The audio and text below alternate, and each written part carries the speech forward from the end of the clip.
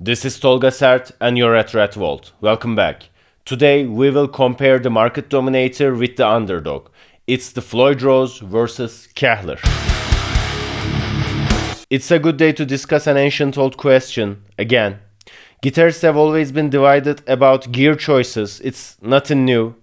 And they are divided about floating bridges too. It's a good time to be alive actually. We have lots of different options for nearly everything. Every day something new is releasing, but let's stay in the floating bridge before going too far. Today we have Floyd Rose and the others in the market.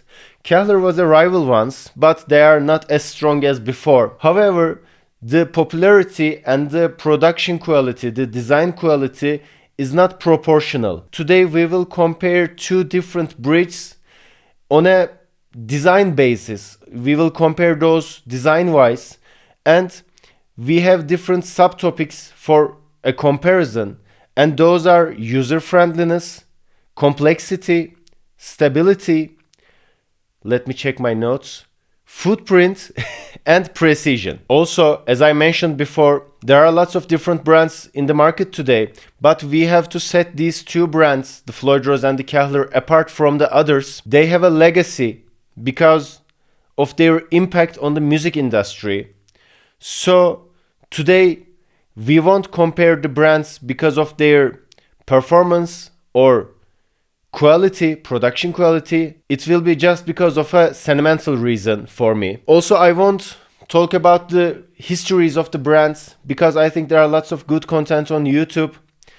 And since I can't add something to a story that already been told, I don't need a reason to put the same video with just a different face. Instead of that, I'm gonna try to share my experiments, my knowledge about those bridges, and maybe it might change your point of view about both brands, maybe just a little bit. And that's the aim of the video. So, before talking about the subtopics, let's see what we have here. Today we have a BC Rich Kerry King Signature KKV GT. And there's a Japan-made Jackson KV5. We have Kahler Extreme on the Kerry King signature, and we have Floyd Rose 2000 series bridge on the Jackson. Since we won't compare the sound or the stability during playing, I think both bridges are enough to demonstrate the design, the working principle. Let's start with user-friendliness, but before, let me put those guitars aside for a while because I'm gonna use close-ups to demonstrate the details. So, where were we? Let's talk about user-friendliness. I think it's the most important one, but some of you guys might think stability or durability is the one. I just disagree with you if you are thinking like that, because you can't go wrong with both bridges if you are not afraid to spend some money. It's a principle that works in every aspect in the world, besides of the Gibson and their tuning stability. If you are purchasing a cheap Kahler like an Extreme or purchasing a cheap Floyd Rose like Special or licensed, you have to know there will be some trade-offs, but the convenience of maintenance, the changing strings, the easiness of this procedure, or adjusting the bridge after using different gauges, it's not about their price tag, more so about their design. And the Kahler is an absolute winner of this section. Let's say you want to change the strings. There's a locking nut in both designs. Then you removed it. You can start to remove the strings from a Kahler, then you can cut those strings and you're good to go.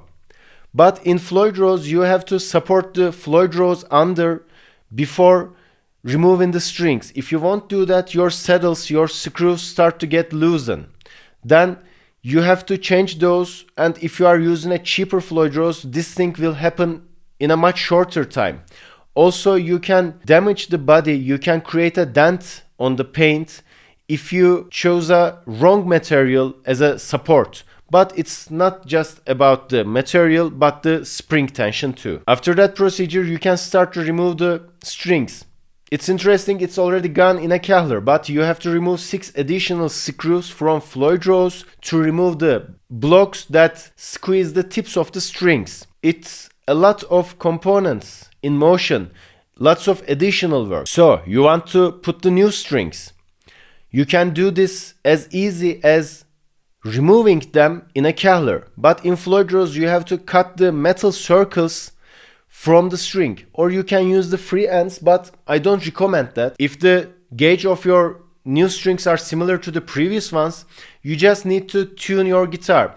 It's similar for Kahler and Floyd Rose at this point, but if the gauges have been changed, the Floyd Rose will mess you up with spring tension adjustments. In Kahler, you can adjust your spring tension with an Allen wrench, and you can still hold your guitar like this, and it helps you to tune your guitar after the adjustment. But in Floyd Rose, you have to adjust your spring tension from the back, and after tuning, you have to turn your guitar, adjust your tension, then you have to turn back the guitar again, and you have to tune it again. This back and forth situation is just a messy procedure for me. So for Kahler, the maintenance time will really close to a fixed bridge, but in Floyd Rose it will take much longer time, especially if you don't have enough experience, or you are not a tremolo guy and you want to fix the bridge because your guitar came with a Floyd Rose. You can put different materials before and after the Floyd Rose block in behind. But have you seen the Floyd Rose blocks that made from different materials? It's because different materials have different resonations, and with those upgrades you can change the sustain and the sound of your guitar. But since you start to put different materials around the block, it will change your resonation, your sustain, your sound of your guitar in a negative way. Still, you can purchase a tremolo or something similar like that, but it will still affect your sound. In Kahler, my sweet Kahler, you know what you need. Just an Allen wrench. Again, you just need a thin one this time. With a spin of this thin Allen wrench, a screw on the border will go into the floating part of the bridge, and it will fix your bridge. No additional stuff, no change in the sound, no nothing. And it's the beauty of Kahler. And considering the amount of the components that can be broken down or worn out during this maintenance, Floyd Rose make this act much more harder. So Kahler is the absolute winner of this section. We have 3 other subtopics, but they are not as intense as the first one. Regarding their stability, both of them have cheap ones and the expensive ones. And more money means less problem. We will check the Kahler on the BC Rich this Saturday, but I already know it won't stay in tune when we will push its limits, because I have this guitar since 2010 and I'm keeping it not because its stability, but for different reasons. Also, finding a guitar with a Kahler or finding a high-end Kahler is not easy too. Because of that, I'm keeping this guitar. However, I don't have any special or licensed Floyd Rose around because I can't get the performance from those like a 2000 or 1000 or an official Floyd Rose. About their footprint, I think the wood type and the body affects the sound, but not that much. Also, the small discontinuities on the modifications is not that important too. However, caving out 1/3 of the body just to put a bridge in it, it's not that cool. I can't say Kahler is better just because of its less footprint, but also we shouldn't ignore the truth that with Kahler you can keep your wood, keep your body whole. We have one last thing to talk about, and it's the precision. I can easily explain the situation as Floyd Rose dumb and Kahler go brr like an internet meme, but you deserve more. So let's define a spectrum where the top and bottom points are defined with the applied force on the bar, and the result of that force is the period of the effect. So if you want to create a dive bomb, for a movement like that, you just need to push the bar once, and the response strength of the bridge is negligible. But try to create a vibrato, I will go with vibrato. Try to create something with a shorter period of time. You have to push on the bar again and again and again, and different bridges will provide us different spectrums, different limits. You can get the same difference in the note with much less force that applied on the bar in a Kahler, but in Floyd Rose you need to tire yourself up to get the same difference or the same period. But the more doesn't mean the best in every situation. If you are happy with the limits of the Floyd Rose or the resistance of the Floyd Rose, it's okay. I don't even like the floating bridges.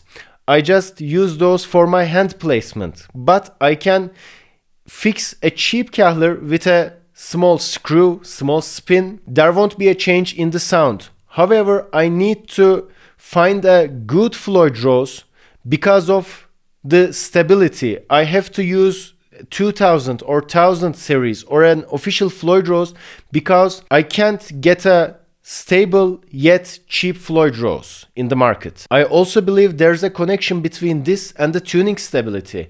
If you push the limits of the Kahler like a Floyd Rose, it will be challenging for Kahler because there's 5 long springs to handle the pressure in Floyd Rose, and if you apply the same force on a Kahler, the 2 short springs won't be enough for this pressure, for this force. Your strings will be broken down if you push those too much. Your screws will worn out if you apply too much force.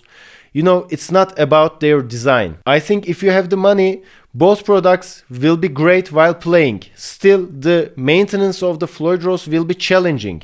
If you have the cheap Floyd Rose, also it will cost you. Still, Floyd Rose defines something. They are shaping the market for decades, and I'm very okay with using high-end Floyd Rose bridges because I can dismantle those till last screw and put all of those back together like nothing. But lots of guitarists don't have that kind of knowledge, that kind of experiment, and they are meeting with Floyd Rose while they are purchasing their first guitar or first different kind of guitar with a certain budget as well, and those budgets most of the time doesn't cover the official Floyd Rose. Because of all that stuff, Kahler is the absolute winner for me in design wise. But still, this thing is endless and there are lots of different point of views, lots of perspectives. So I would love to discuss this topic with you guys in the comments. So don't forget to share your thoughts in the comments. Also, if you enjoyed the content, your liking and subscription will means a lot and helps a lot to me. So till the next video, see ya.